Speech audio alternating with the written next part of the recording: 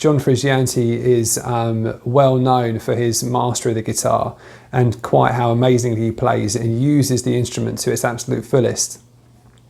So he uses the CAGED system in really great ways, particularly in this one song, which I want to show to you, and hopefully this will give you a really good idea about why the CAGED system is so powerful and how you can use it as well. So Under the Bridge was first released in 1992 by the Red Hot Chilli Peppers. It hit #2 and was a massive success, and it's just one of my favourite tunes by far. It's a beautiful song, and it really covers practically the whole spectrum of CAGED in one song. And yeah, so I will take you through and I'll show you the chords that he uses and demystify some of that stuff that you might have seen, and how to use some of those CAGED shapes within an actual song, rather than it all being theoretical, because that can be extremely boring. So the first one really that he uses is that C shape. So really you're just playing a C, if you like, as you would do normally, but you just move it up the fretboard. That's the first one. So the fingering changes slightly. You use your little finger instead of your index finger, but otherwise it just looks like this basically, and that's the first chord he uses, and it's to really just emphasize that D as the first chord, and you get that beautiful, and that's the first one. So that's the first chord in the song, and then he moves down to the F sharp, again another CAGED chord. This time it's the E shape.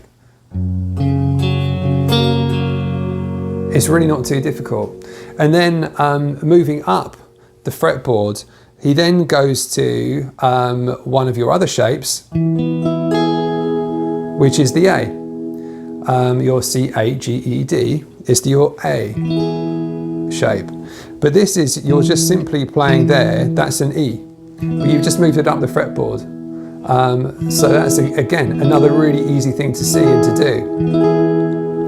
And then the rest of the song is, again, some of the CAGED shapes. He plays in an E shape for the on a B. So it starts off with the E as an A shape, then to a B as an E shape, and he actually goes through some minor chords. So he'll hit on the C sharp here, and it's a C sharp minor, and then go down to a G sharp minor, and then back to the A. And that essentially covers the chords for the verse. So you've got the intro, you've got the verse, and you can already see all the CAGED chords coming together very nicely. And then moving on to the chorus, there's some really interesting stuff going on. So he starts off with a minor, and that's the F sharp minor. And he moves down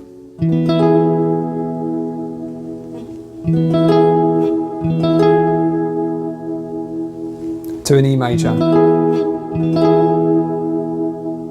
So that would be exactly the same played here, or it's that same chord, exactly the same.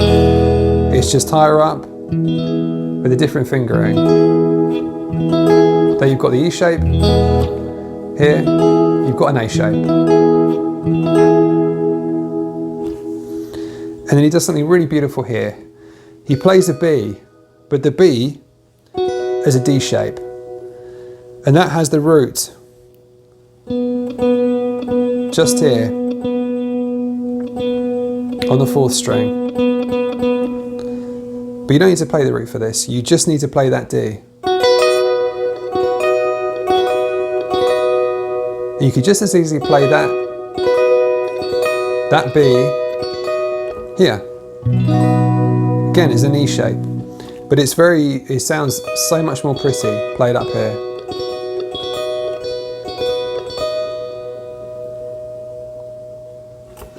And there you go. So I hope that's taught you something, and just shown you how useful some of the CAGED chords can actually be, and applying some of that theory that you might have learned. So yeah, I'll see you in the next one. Thanks, bye.